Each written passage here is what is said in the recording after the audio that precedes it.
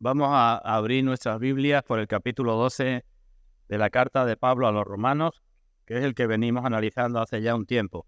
Romanos, capítulo 12. Últimamente nos hemos detenido en el versículo 9. Romanos, capítulo 12, versículo 9. En el que hemos dicho que tenemos los dos principios básicos para nuestra vida cristiana. El amor sea sin fingimiento, aborrecer lo malo, seguir lo bueno. Versículo 9. Sí que digo, ahí tenemos dos principios fundamentales para nuestra vida cristiana. Principios que se basan, como todos los demás mandamientos que aparecen en el capítulo, en los versículos primero y segundo, en lo que se nos dice en los versículos 1 y 2, de que los cristianos debemos presentar nuestros cuerpos en sacrificio vivo, santo, agradable a Dios, y que no debemos de conformarnos al mundo, sino que tenemos que pensar de otra manera, transformar nuestro entendimiento, renovar nuestra mente, para que comprobemos que la voluntad de Dios es buena, agradable y perfecta. Eso es lo que hemos estado viendo en el versículo 9. Si queréis, recuerdo un poco más. La primera palabra del versículo 9, el amor, decíamos que el apóstol utiliza la palabra amor ágape, que es un amor incondicional, un amor que no depende de los sentimientos, sino que es la voluntad de una persona, la decisión de una persona de amar a otra a pesar de todas las cosas que sean. Así es el amor que se nos pide a los cristianos. No los sentimientos, no las emociones, sino las decisiones. Y después aborrecer lo malo y seguir lo bueno, decíamos que también está claro, pero que hemos de saber que lo malo y lo bueno no es lo que dice el mundo, ni es lo que podemos pensar nosotros, ni es a lo que podemos estar acostumbrados nosotros. Lo malo y lo bueno es lo que dice Dios que es malo y bueno en su palabra. Y el apóstol nos dice no solamente que dejemos lo malo o que no practiquemos lo malo, sino que lo aborrezcamos, que lo odiemos, que lo rechacemos por completo. Y en cuanto a lo bueno, tampoco dice simplemente que practiquemos lo bueno, que hagamos algo bueno de vez en cuando, sino que lo sigamos, que nos aferremos a ello. Decíamos, la palabra que utiliza es la palabra cola, como de un pegamento fuerte que nos hace estar unidos a lo bueno. Así que aborrecer lo malo y seguir lo bueno. Y decíamos también que aquí tenemos mandamientos que están muy lejos de nuestra propia naturaleza. Tanto el primero, la primera parte del versículo, como la segunda, mandamientos del Señor muy lejos de nuestra naturaleza carnal, pero que como cristianos son mandamientos y debemos intentar hacerlo. Y si no lo hacemos, pues como cada vez que no cumplimos cualquier mandamiento, tendremos que humillarnos, arrepentirnos, pedir perdón y pedir más gracia a Dios. Pero no solamente debemos hacerlo y fracasar siempre, sino que podemos hacerlo porque, según dice el Señor, Él nos ha dado a su Santo Espíritu y debemos de ir andando cada vez más por ese camino. No digo que sea fácil, no digo que vayamos a hacerlo perfecto desde el principio, pero ese es el camino que nos marca el Señor. Y para eso nos da su Santo Espíritu, nos da la palabra, nos da los medios que disponemos para nuestro crecimiento. Así que no tenemos excusa para decir yo no puedo hacer esto. Lo que tenemos es que pedir perdón porque no puedo hacerlo, arrepentirme y pedir más gracia para seguir por ese camino. Es decir, que aquí tenemos siempre el equilibrio de nuestra vida cristiana, ¿verdad? Por una parte, cuando miramos lo que el Señor nos dice y lo que nosotros somos y hacemos, pues decimos también con Pablo, miserable de mí, ¿quién me librará de este cuerpo de muerte? Eso lo tenemos en Romanos capítulo 7. Pero cuando miramos la gracia del Señor, cuando miramos que el Señor ha muerto precisamente por eso, porque somos pecadores y estamos muy lejos de guardar los mandamientos, y cuando miramos que podemos tener consuelo a pesar de nuestros pecados en la gracia del Señor, pues entonces también podemos decir con Pablo, pero gracias sean dadas a Dios por nuestro Señor Jesucristo. Así que miserable de mí, pero gracias a Dios por nuestro Señor Jesucristo. Bueno, pues con esto que hemos visto sería suficiente, ¿no? Es bastante claro. Le hemos dedicado un par de explicaciones a esto. ¿Pero qué hace el apóstol? Pues el apóstol, como buen maestro, digamos, esos son los principios generales, el encabezamiento, pero ahora desarrolla cada una de esas cosas. Y hay varios versículos en donde desarrolla la primera parte, lo de que el amor sea sin fingimiento, y varios versículos donde se desarrolla la segunda, de que aborrezcamos lo malo. Ya lo dije un día anterior, pero lo vuelvo a recordar. A partir del versículo 9, desde el 10 y el 11, pues el apóstol habla del amor puesto en práctica entre nosotros. Antes nos ha hablado en general, ¿no? ¿Cómo tiene que ser el amor en los cristianos? Ahora ya dice entre vosotros, unos a otros. Versículos 10 y 11. Después los versículos 12 y 13 nos habla de nuestras reacciones, cómo reaccionamos frente a distintas circunstancias de la vida, que debemos hacerlo también con amor. Y después, en los versículos 14 al 16, pues se nos dice cómo debemos reaccionar frente a las personas, creyentes o incrédulas, con las cuales nos relacionamos. Y todo bajo el marco del amor. ¿Vale? Así que el amor sea sin fingimiento. Y ahora el apóstol empieza a decir, pues miradlo entre vosotros, miradlo en vuestras circunstancias, miradlo en lo que tiene que ver con las personas. Esos son los detalles que el apóstol ahora nos muestra. Bueno, pues vamos a leer la palabra desde el versículo 9 al 16, que toda esta sección habla de lo mismo, y pediremos la bendición de Dios. Vamos ahora. Vamos a leer, perdón. Dice la palabra de Dios. El amor sea sin fingimiento. Aborreced lo malo, seguid lo bueno. Amaos los unos a los otros con amor fraternal. En cuanto a honra, prefiriéndoos los unos a los otros. En lo que requiere diligencia, no perezosos, fervientes en espíritu, sirviendo al Señor. Gozosos en la esperanza, sufridos en la tribulación, constantes en la oración, compartiendo para las necesidades de los santos, practicando la hospitalidad. Bendecid a los que os persiguen, bendecid y no maldigáis. Gozaos con los que se gozan, llorad con los que lloran.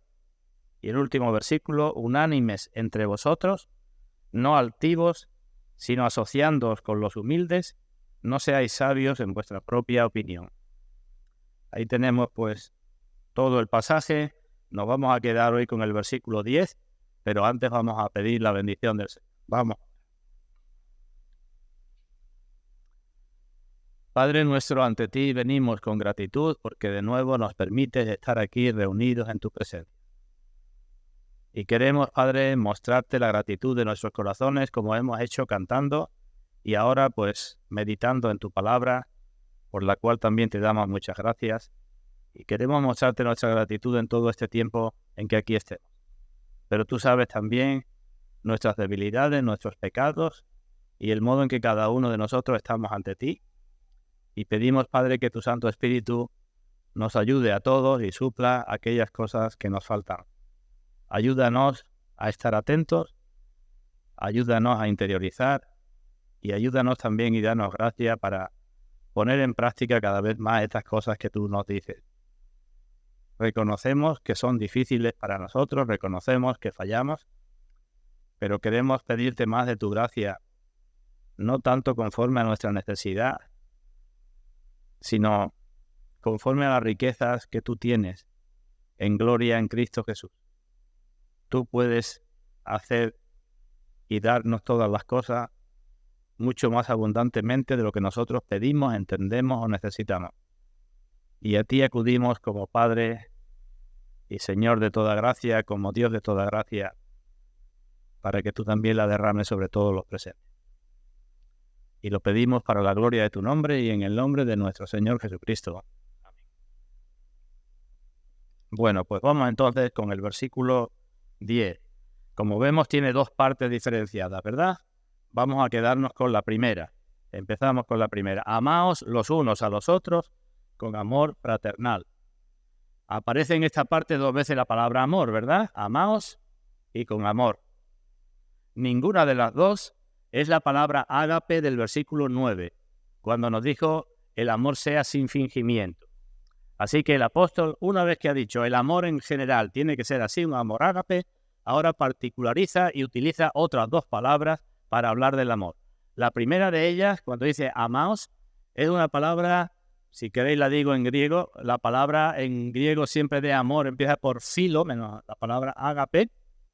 Pues aquí es filostorgos y es la única vez que aparece en el Nuevo Testamento y denota la clase de amor o de afecto que hay entre padres e hijos.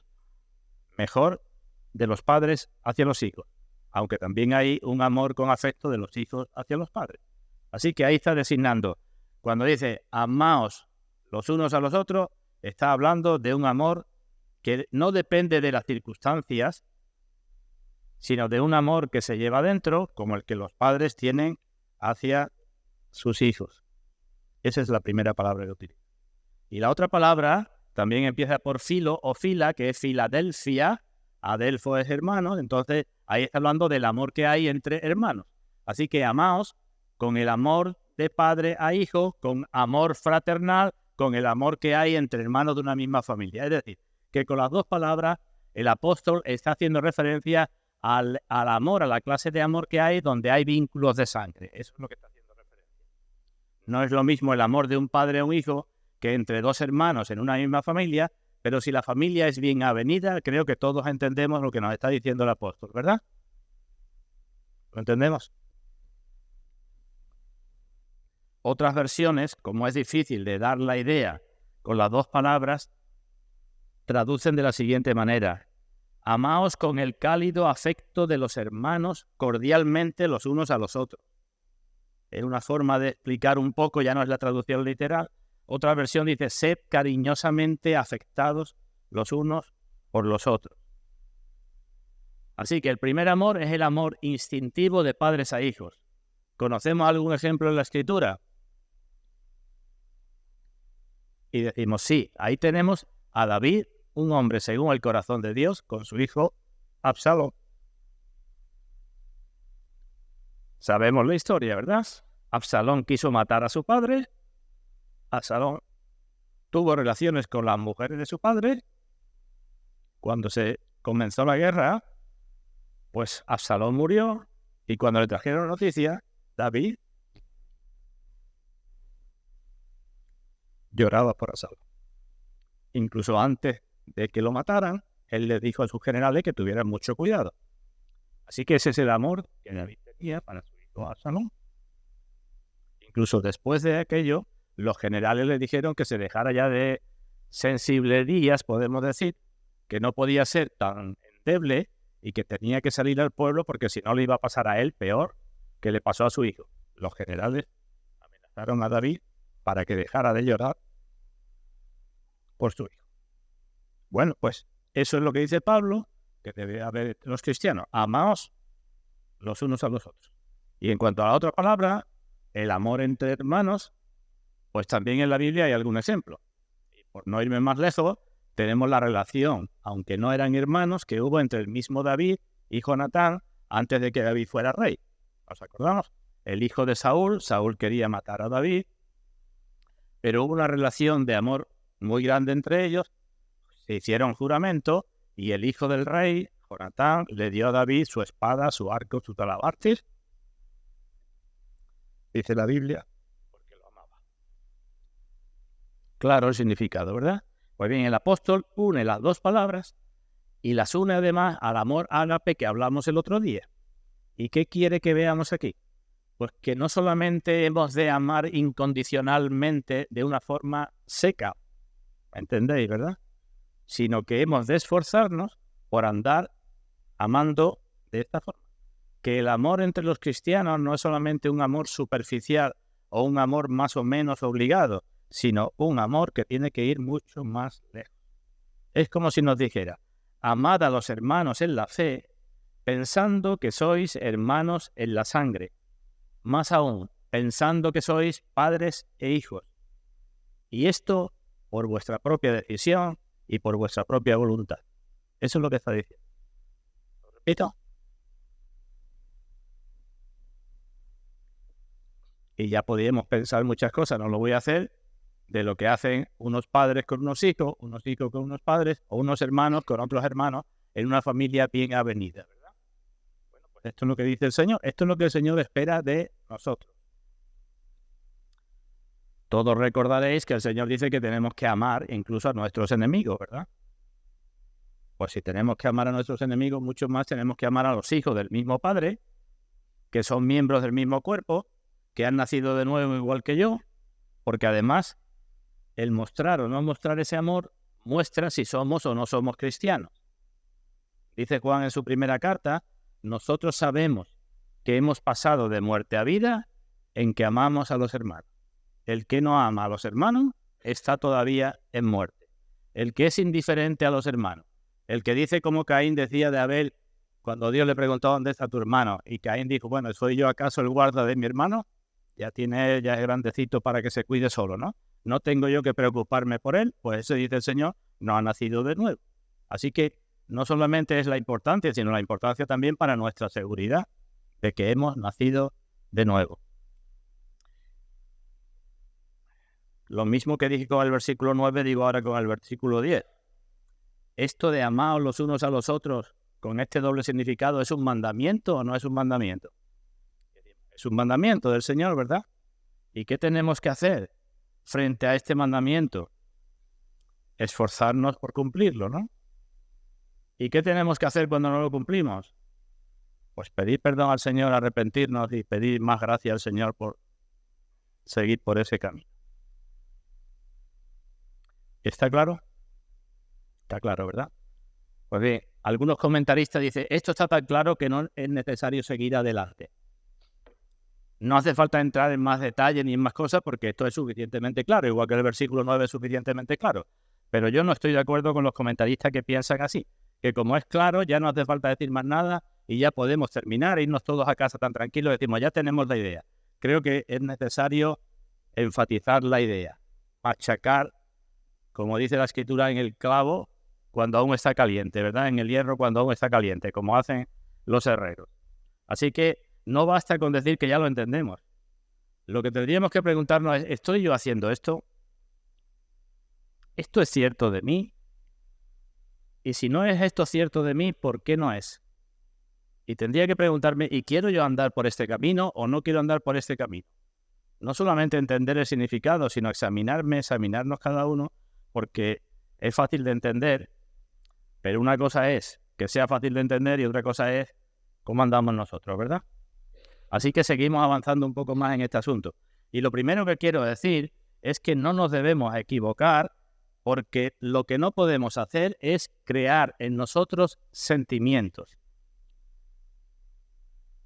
Aquí el Señor no nos está obligando o diciendo que tenemos que tener ciertos sentimientos, o al menos no podemos empezar por los sentimientos. Yo no sé si a alguno de vosotros ha sucedido, pero si con alguna persona habéis intentado empezar con los sentimientos, seguramente, es decir, no tengo un sentimiento adecuado hacia otra persona y voy a esforzarme, seguramente habréis fracasado en eso.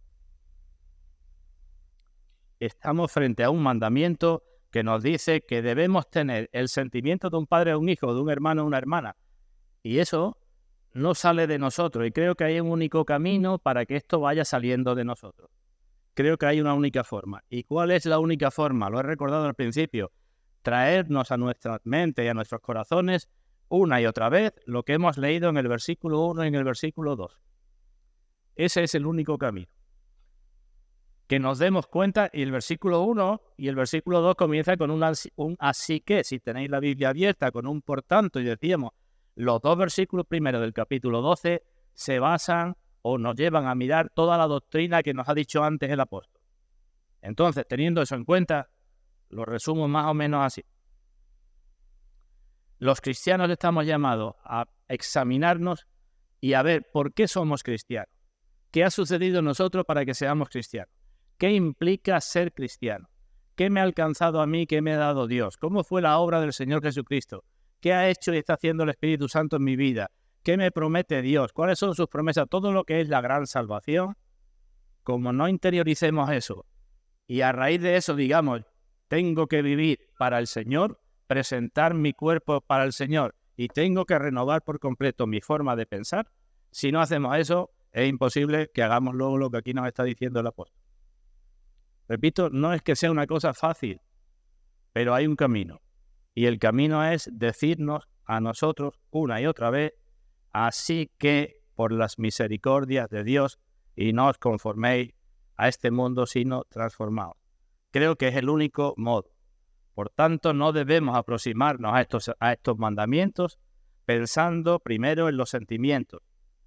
Los sentimientos son el resultado de algo, no es lo primero, sino el resultado. Es decir, aquí no nos está poniendo el apóstol o el Señor una camisa de fuerza y nos está diciendo comenzad sintiendo así.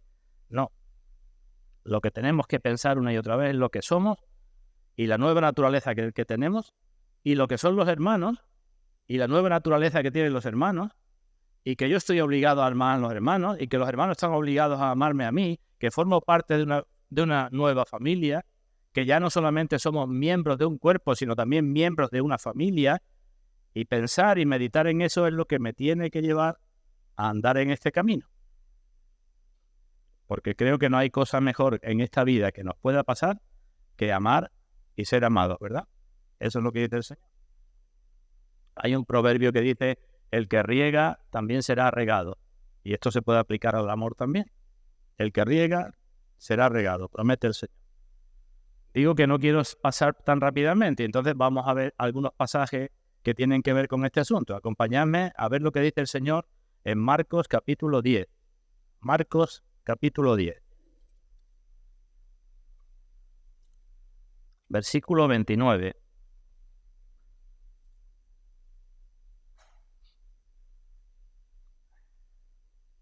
Aquí ante una pregunta de Pedro, que Pedro le dijo, Señor, nosotros lo hemos dejado todo y te hemos seguido, ¿qué vamos a ganar con esto? Entonces Pedro estaba en esa tesitura, que lo había dejado todo, y no había dejado todo Pedro, eso decía él, pero si pensáis un poco no había dejado tanto. Bueno, pues respondió Jesús, Marcos 10:29, y dijo, de cierto os digo que no hay ninguno que haya dejado casa, o hermanos, o hermanas, o padre, o madre, o mujer, o hijos, o tierras, por causa de mí, del Evangelio, que no reciba 100 veces más ahora en este tiempo, casas, hermanos, hermanas, madres, hijos, y tierras, con persecuciones, y en el siglo venidero la vida eterna. ¿Qué está diciendo aquí el Señor? Pues el Señor nos está diciendo que por ser sus seguidores, en muchas ocasiones vamos a tener problemas familiares. Eso es lo que nos está diciendo, ¿verdad? Y que en algunos casos, literalmente, vamos a perder a miembros de nuestra propia familia. Si no, a veces al completo. Tenemos el caso de algún hermano que no está hoy presente en la iglesia, obligado a salir de su país. Si no al completo, a veces casi al completo. Y el Señor está diciendo, esto puede suceder a veces. Pero a cambio, yo os voy a dar, pues, más hermanos, más hermanas, más hijos, más madres, más padres. Eso es lo que está diciendo el Señor, ¿no? Eso es fácil de entender también, ¿no? Ahora bien, vuelvo con las preguntas. ¿No es verdad que hacemos una distinción entre los que son los miembros de nuestra propia familia carnal y los que son los miembros de la familia de la iglesia? En otra ocasión dijo el Señor, todo el que hace la voluntad de mi Padre que está en los cielos, ese es mi hermano y mi hermana y mi madre. ¿Qué estaba enseñando el Señor ahí? Pues de nuevo decimos que la relación espiritual tiene que estar muy por encima de la relación carnal. Pablo en otro lugar dice, ya no sois extranjeros ni advenedizos, ya no sois extraños, ya no sois cada uno por un lado, sino conciudadanos de los santos y miembros de la familia de Dios. Así que los cristianos ya tenemos una misma naturaleza, pertenecemos a una misma familia y se nos dice que hemos de tener gran consideración por todos los hermanos. Intentar llegar a tener por ellos lo mismo que tenemos por los miembros de nuestra propia familia. No es solo cuestión de llevarnos bien. Hay muchas personas que pertenecen a distintos tipos de asociaciones que se llevan bien cuando están, pues, disfrutando de lo que hay en esas asociaciones, sea una asociación deportiva o una asociación de música o de lo que sea, ¿verdad? No es cuestión de llevarnos bien porque pertenecemos a una asociación, ni es cuestión de llevarnos bien porque pertenecemos a la misma iglesia, ni eso. Hemos de esforzarnos porque nuestra relación sea mucho más profunda que la que hay en cualquier tipo de asociación o de sociedad o de lo que sea.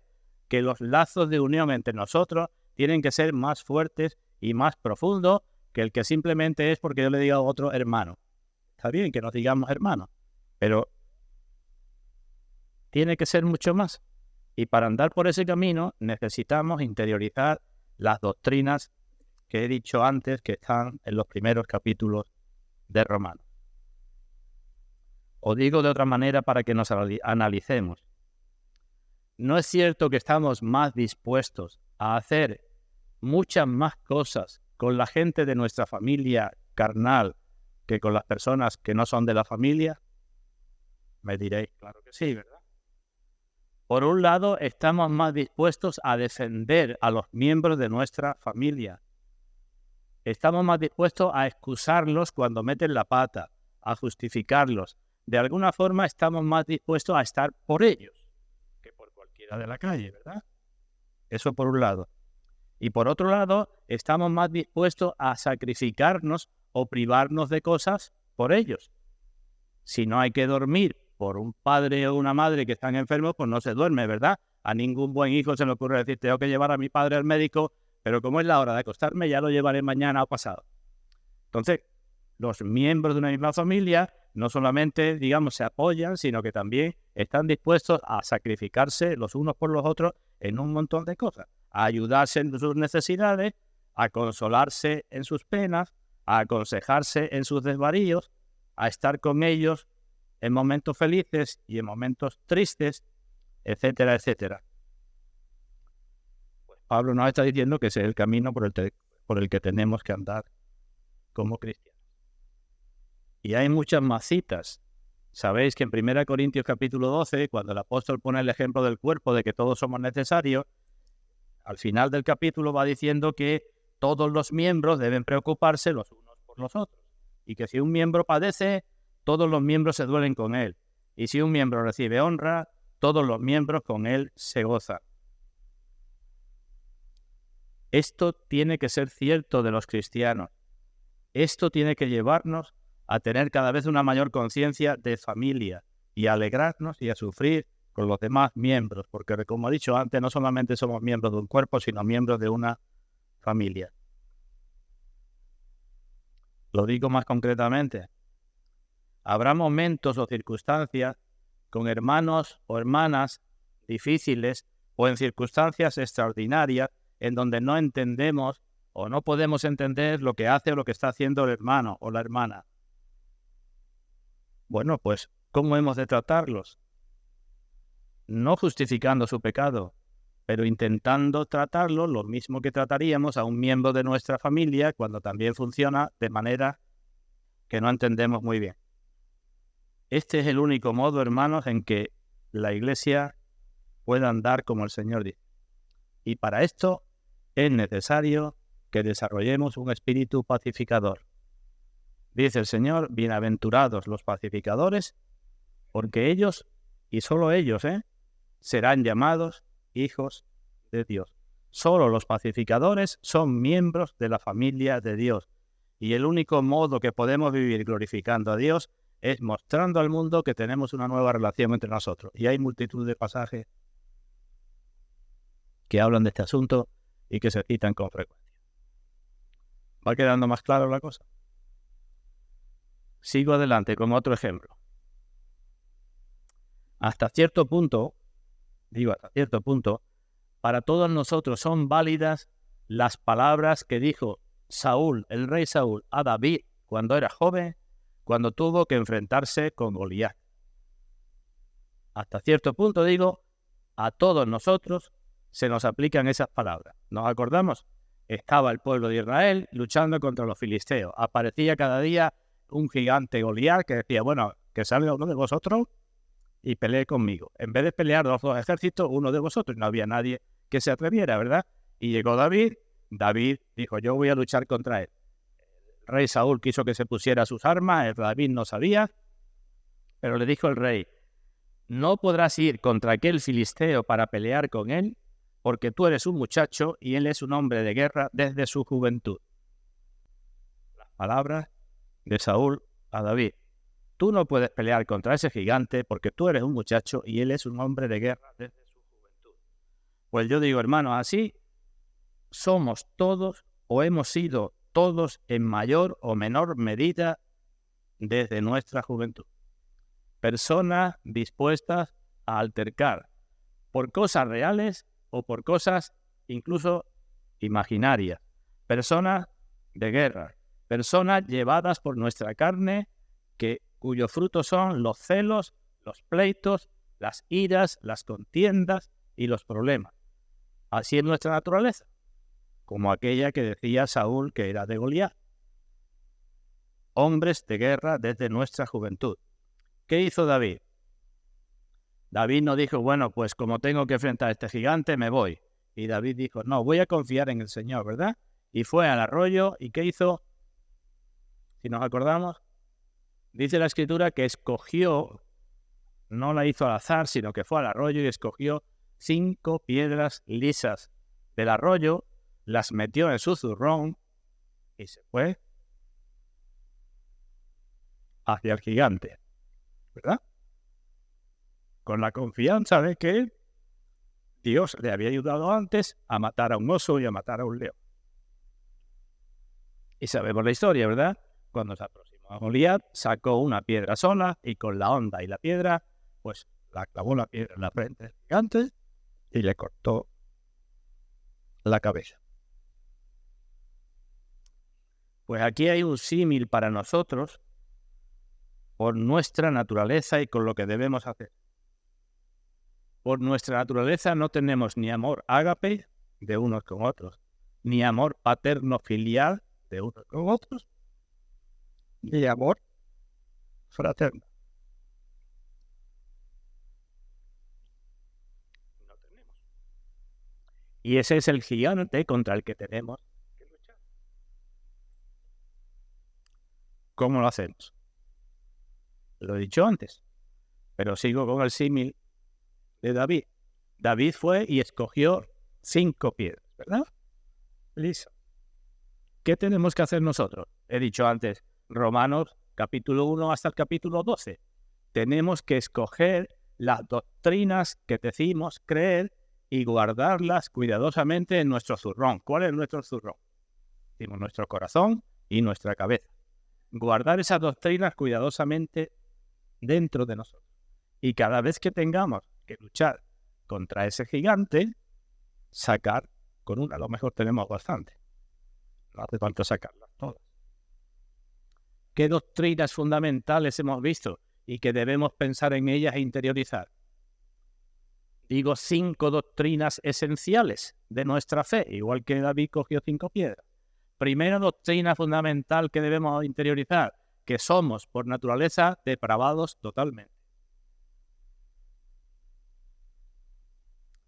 Si interiorizamos eso y nos vemos como tenemos que vernos, entonces vamos por buen camino. Si yo me considero a mí tal como soy, si me examino y me doy cuenta de cómo soy, daré muchas gracias a Dios porque ninguno de vosotros sabe cómo yo soy.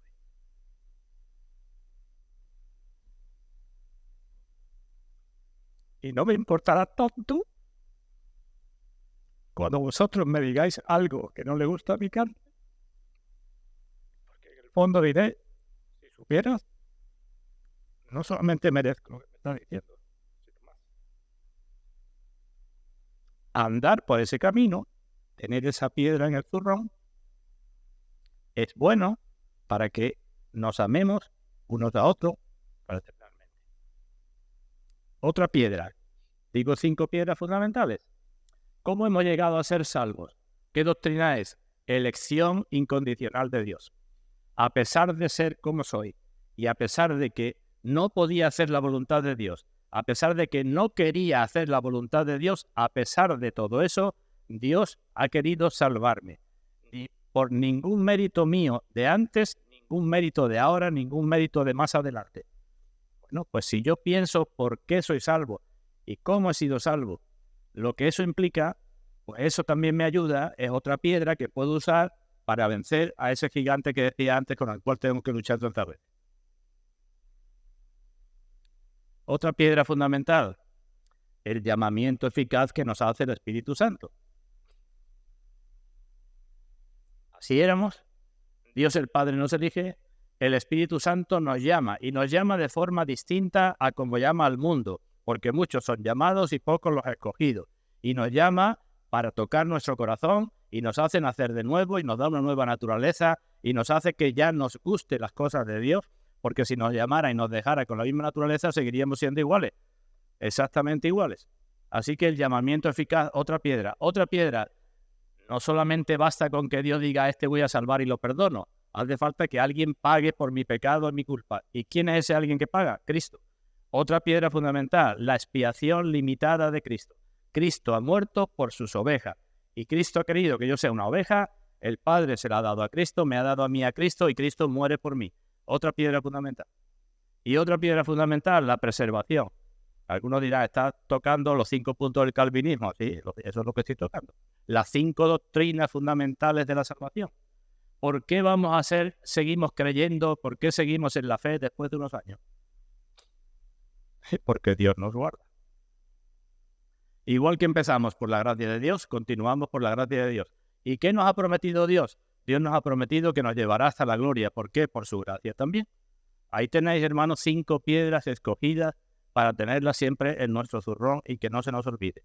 La única diferencia con David y Goliat es que nosotros no vamos a matar al gigante de una vez, sino tendremos que enfrentarnos a él una y otra vez durante toda la vida y hasta que estemos aquí en esta tierra. El gigante de la falta de amor ágape, de la falta de amor de padres a hijos y de la falta de amor entre hermanos, es un gigante con el que tendremos que luchar muchas veces. Por eso en el Nuevo Testamento se nos exhorta tantas veces al amor fraternal. Y no lo vamos a buscar, tenéis la cita en la guía del culto, pero se nos dice, por ejemplo, permanezca el amor fraternal. En otro sitio se dice que el amor fraternal no tiene que ser fingido. En otro lugar dice, amaos entrañablemente de corazón puro. En otro sitio se nos dice que a nuestra fe añadamos virtud y varias cosas y al final termina afecto fraternal y amor, que seamos de un mismo sentir, compasivos, amándonos fraternalmente, misericordiosos, amigables, etc. Así que hemos de tener en cuenta eso, hermanos. Porque además, todos los cristianos, además de eso, todos los cristianos estamos viviendo en un mismo mundo que es hostil a Dios y hostil a nosotros. ¿O no es cierto? Tú y yo, los dos que nos caemos tan mal, si somos cristianos, estamos viviendo en el mismo mundo para el cual somos enemigos y Él es enemigo nuestro. Estamos enfrentando los mismos enemigos. Tenemos los mismos problemas básicos, todos. Estamos caminando por la misma senda angosta. Todos tenemos los mismos pecados y el mismo viento en contra. ¿Todos? Pues no es razón suficiente eso para que no vayamos andando por la senda angosta cada uno por su sitio. Ahora bien, sigo adelante con esto. Es importante saber distinguir que una cosa es amar y otra cosa es caer bien o gustar. En las familias naturales también hay miembros que nos caen mejor que otros miembros, ¿verdad? Pero no por eso mi padre o mi hijo deja de ser mi padre o mi hijo, mi hermano o mi hermana deja de ser mi hermana. Entonces, el Señor lo que nos está diciendo es que tenemos que amar, pero no nos está diciendo que todos los hermanos nos tienen que gustar igual, todos nos tienen que caer igual de bien, con todos tenemos que tener la misma relación, digamos, que no es la relación de amor, otro tipo de relación, y es fácil de entender, ¿verdad? Si en la iglesia hubiera 2 músicos que les gusta mucho la música, que se deleitan escuchando obras musicales que yo no entiendo, es normal que entre ellos haya cierta afinidad que no la hay conmigo, que no entiendo de música, ¿verdad? Pues eso, ponerlo en todas las circunstancias que queráis. Si hay un hermano que disfruta mucho con la lectura y otro hermano que disfruta con la lectura, seguramente entre ellos hablarán de los libros que leen, compartirán cosas que uno encuentra que el otro no sabía, pues así en multitud de aspectos. Entonces, no está diciendo el Señor, repito, que nos caigan todos los hermanos igual de bien. El que no sea eso no es pecado. ¿El Señor trató por igual a todos los apóstoles?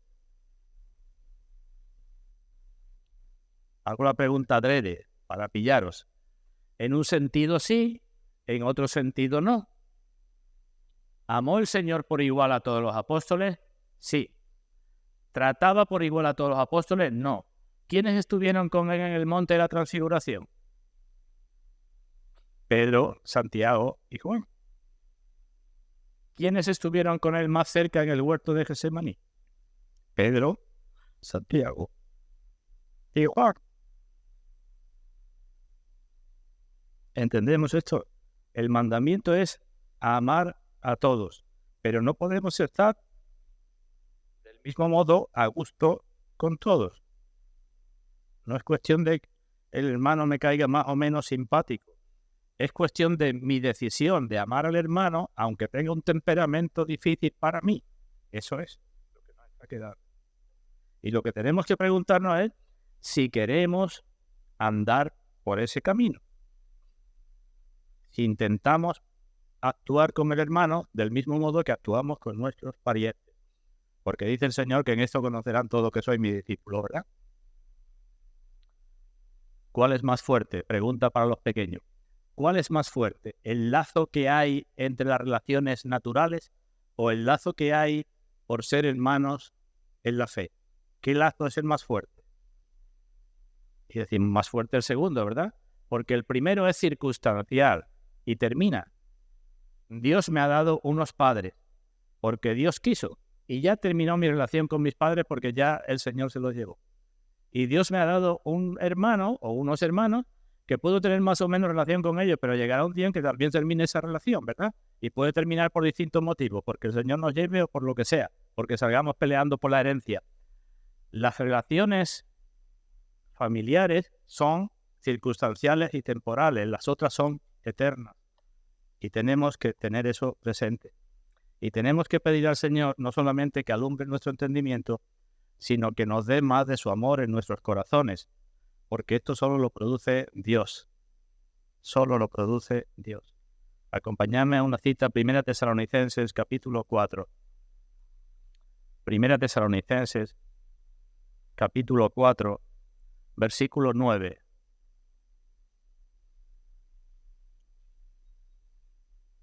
La iglesia de Tesalónica era una iglesia ejemplar. Andaban bien los hermanos. Pero con todo, Pablo tiene que orar por ellos y decirle, ya no todo es perfecto, tenéis que seguir. Bueno, pues 1 Tesalonicenses, capítulo 4, versículo 9, dice el apóstol, porque acerca del amor fraternal, esto que estamos hablando, no tenéis necesidad de que os escriba, porque vosotros mismos habéis aprendido de Dios que os améis unos a otros. ¿Qué dice Pablo? Pues que el cristiano, cuando es cristiano, en poco tiempo ya ha aprendido de Dios que una de sus obligaciones es amar a los hermanos. Habéis aprendido de Dios, dice, ¿no? Pero no solamente nos hace falta aprender, nos hace falta el poder de Dios y la gracia de Dios en nuestra vida. Pues por eso es por lo que tenemos que luchar también en oración. Lo digo de otra manera, el amor fraternal arroja un velo sobre los defectos de los hermanos y mira las virtudes del hermano. El amor fraternal no se mira tanto a sí mismo y lo bueno que soy, que hago o que tengo, sino que se humilla por sus faltas y mira al hermano. Nuestra tendencia natural es la contraria, hermanos. Nuestra tendencia natural es la contraria y la palabra nos dice en muchas ocasiones que el que se humilla será enaltecido y el que se enaltece será humillado. Bueno, pues esta idea me permite entrar en la segunda parte del versículo. Volvamos de nuevo a Romanos 12. Porque no solamente dice el apóstol esto, amaos los unos a los otros con amor fraternal, sino también dice en cuanto a honra, prefiriendo los unos a los otros. Digo igual que antes, ¿está esto claro? Claro, es suficientemente claro. No hace falta explicar más nada, yo creo que sí, que hace falta decir cosas. En cuanto a honra, prefiriendo unos a otros. Voy a decir también las palabras que utiliza el apóstol. La palabra honra en el original tiene el significado de examinar algo para ponerle un precio, para ponerle el valor adecuado. Esa es la palabra que se traduce como honra. Por ejemplo, si voy a comprar un reloj, yo examino el reloj, veo si tiene las características que me dicen y si ya tienen puesto un precio, pues estoy o no de acuerdo con ese precio. Y si es una persona, un vendedor ambulante que me lo está vendiendo, pues yo examino el reloj, veo, hablo con el otro y al final accedo a pagar ese precio, ¿verdad?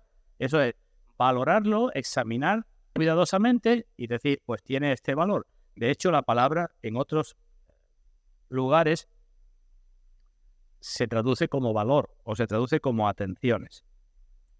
Así que, en cuanto a honra, ¿qué está diciendo Pablo? Pues Pablo está diciendo que hemos de pensar y mirar con atención los dones que tiene el hermano. Antes nos ha hablado de los dones, para valorarlos y no despreciarlos. Para honrar voy a mirar con detenimiento los dones que tiene el hermano, no para despreciarlos, sino para valorarlos. Esto no es honrar, no es adular. ¿Sabéis lo que es la palabra adular? Si yo te doy con la manita en la espalda para que mañana lo hagas tú conmigo. Esto no es lo que está diciendo el Señor. Ni estoy halagándote a ti porque luego voy a tener una recompensa de ti. No es esto, ¿eh? No es la adulación para recibir otra adulación ni para recibir nada. En 1 Corintios capítulo 4, no lo vamos a buscar, el apóstol habla del problema que había en aquella iglesia, en donde los hermanos estaban peleando, uno porque era de Pablo y otro porque era de Apolo, ¿verdad? Porque Apolo tenía más dones de una clase y Pablo tenía más dones que de otra. Y uno decía, pues yo de Pablo y yo de Apolo, y no solamente se peleaban por Pablo y Apolo, sino se peleaban entre ellos también por sus propios dones.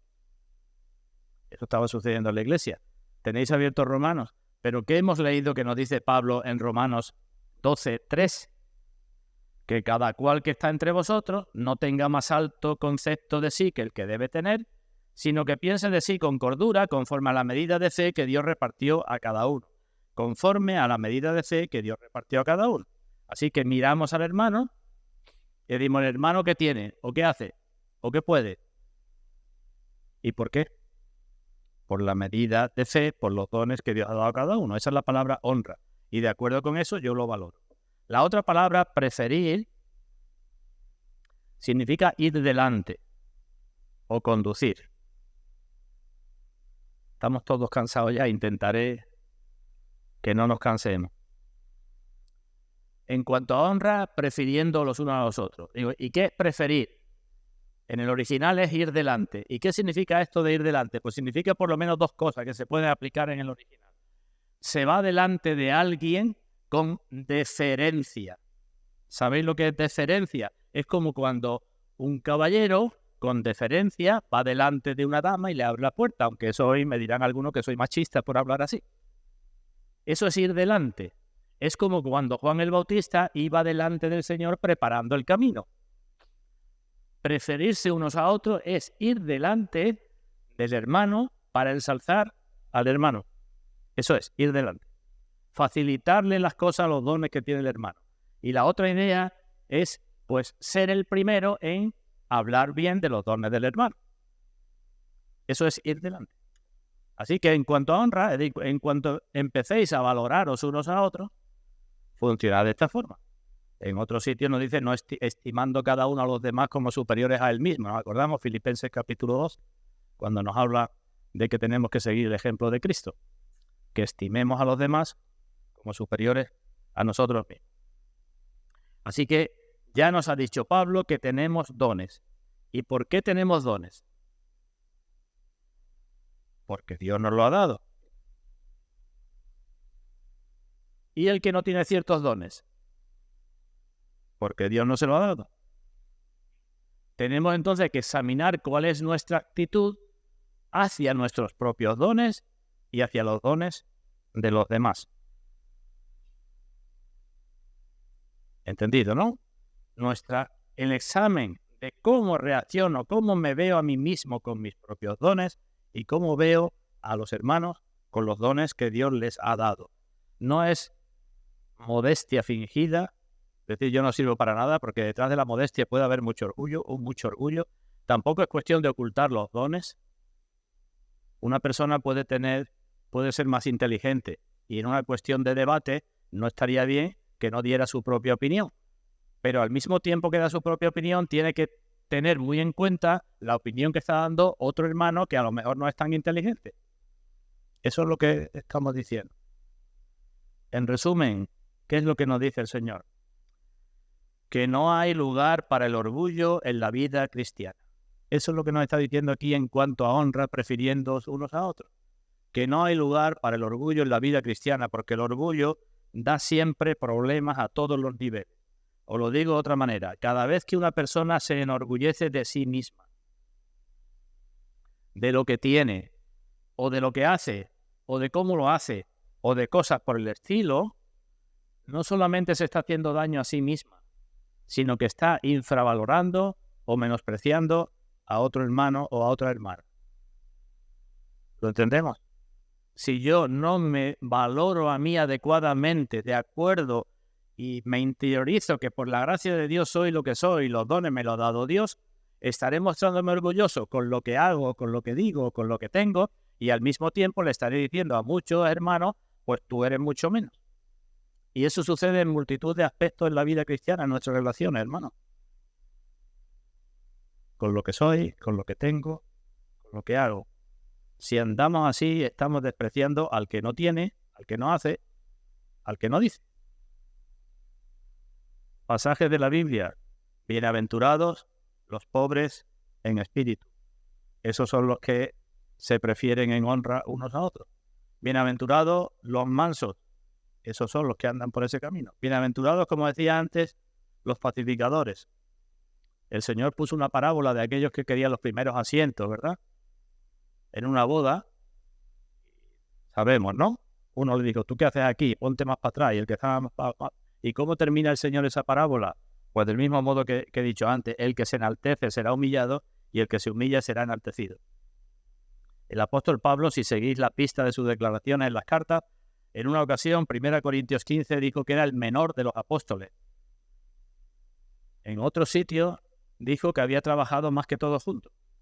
Pero en un lugar dijo, soy el más pequeño de los apóstoles. En otro lugar dijo, soy el menor o el más pequeño de los santos, ya no de los apóstoles, sino de los cristianos. Y en otro lugar dijo, soy el primero de los pecadores. ¿Era humilde el apóstol Pablo? Era humilde, mostró su humildad de muchas formas, aunque era el que más había trabajado. Así que el yo, hermanos, el yo, es una gran maldición. Un punto de vista equivocado de nosotros mismos da lugar a muchos problemas. Os lo digo de otra manera. Para preferir a los demás en honra, no tenemos que empezar mirando a los demás. Tenemos que empezar a examinarnos bien a nosotros mismos.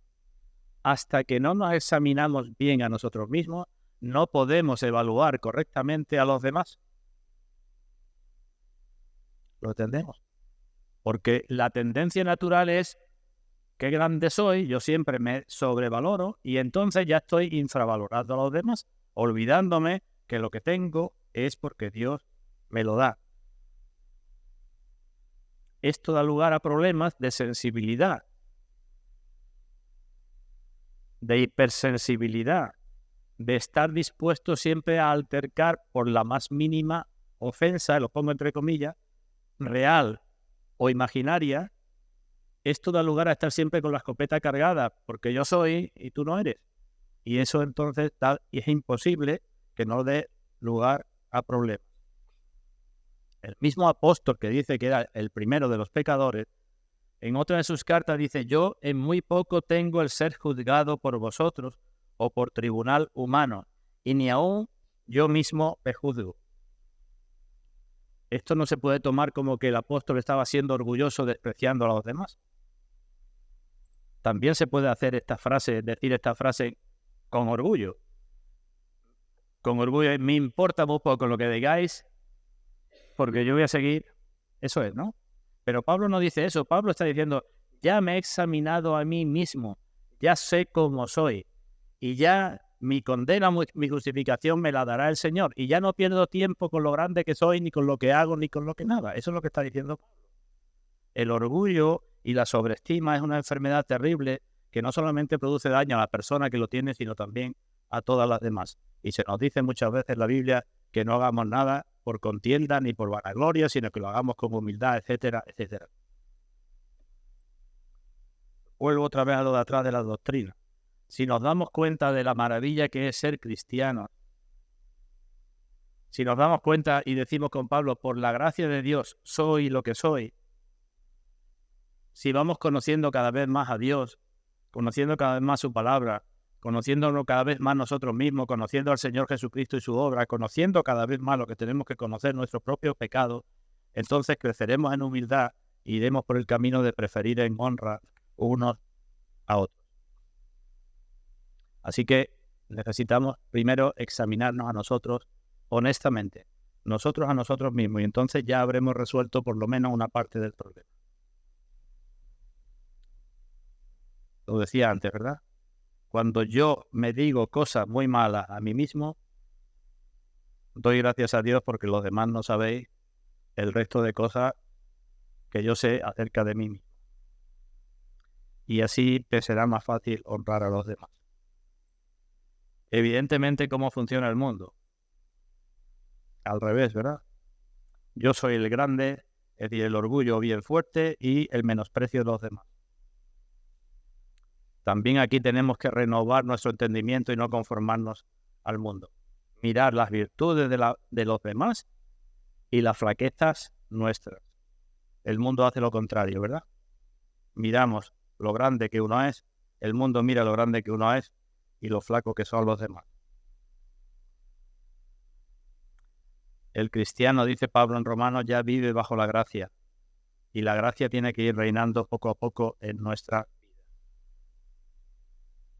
Si empezamos a reconocer que nuestros motivos no son tan puros y santos como parecen, si empezamos a reconocer que no buscamos tanto la gloria de Dios como debemos, entonces tendremos menos presente si hay malos motivos en los hermanos, si hay pecados en los hermanos. No digo que el pecado no tenga importancia. Lo que estoy hablando es de la forma de mirarnos unos a otros. En resumen, y termino ya, si alguien no es humilde, nunca va a dar preferencia a los demás. O al revés, el que da poca preferencia a los demás es porque es poco humilde. Lutero decía, porque aquí el apóstol nos dice que en honra prefiriéndonos unos a otros. Lutero decía, el orgullo también da honra. La persona orgullosa también da honra, pero como reacción. El otro me ha honrado, el otro me ha dado, el otro ha hecho algo, entonces yo como reacción, el orgullo puede hacer eso. Pero la humildad, decía este hombre, da honra como preacción. No porque el otro me haya dado tal cosa, entonces yo le correspondo, sino antes de que la otra persona haga nada. La humildad da honra como preacción. La soberbia o el orgullo espera que los demás se adelanten para honrar, pero la humildad no quiere ni siquiera que los demás le sigan, sino que su firme convicción es dar el primer paso. Eso significa, en cuanto a honra, prefiriendo unos a otros, ir delante para honrar. Hermanos, esta es la lección del Señor. Amaos los unos a los otros con amor fraternal, con todo lo que eso implica. Y en cuanto a honra, prefiriendo los unos a los otros. Yo no sé otro modo de andar por aquí más que con la gracia del Dios de toda gracia. No hay otro modo. No se nos ha dado otro modo, porque si tuviéramos otro modo, en vez de crecer en humildad, creceríamos en orgullo. Y entre otras cosas, el Señor tiene que humillarnos cada vez más. Y una forma de hacerlo es así, llevándonos a que veamos que no cumplimos un poquito, cumplimos nada más sus mandamientos. Y necesitamos mucho más de su gracia y así valoramos mucho más su salvación. Pues que Dios bendiga su palabra, hermanos, en todos nosotros y derrame su gracia en todos nosotros para la gloria de su nombre. Que así sea.